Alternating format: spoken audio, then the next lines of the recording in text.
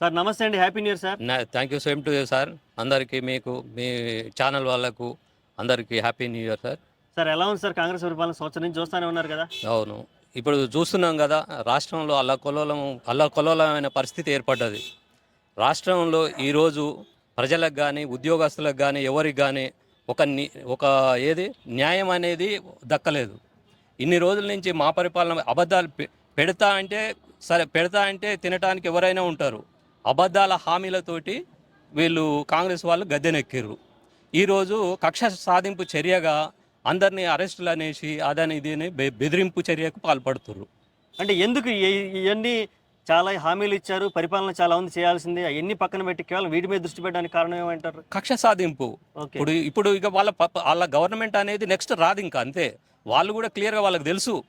రేవంత్ రెడ్డి గారికి 100కు 200% తెలుసు. కాంగ్రెస్ వాళ్ళు అసలు మా ప్రభుత్వం మళ్ళీ ఇంకా రాదని తెలుసు.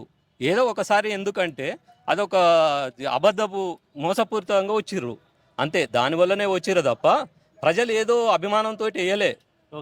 రేపు జరగబోయే ఎలక్షన్లో కానీ మధ్యన కానీ తప్పకుండా బాపు కేసీఆర్ గారు కంపల్సరీ 100కు 200% సీఎంగా అవుతారు. ఓకే, ఇప్పుడు 10 ఏళ్ళు చూసారు కేసీఆర్ గారి పరిపాలన.